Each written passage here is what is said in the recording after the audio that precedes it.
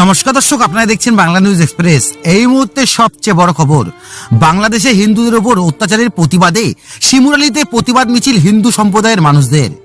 বাংলাদেশে ইউনিশ সরকারের দ্বারা হিন্দুর ওপর যেভাবে অত্যাচার চলছে তার প্রতিবাদে এবং ইসকনের মহাপ্রভু চিন্ময় কৃষ্ণ দাসকে ইউনিশ সরকার গ্রেপ্তার করেছে, তার নিঃস্বার্থ মুক্তি দেওয়ার দাবিতে শিমুরালী স্টেশন থেকে চৌমাথা পর্যন্ত একটি প্রতিবাদ মিছিল করা হলো।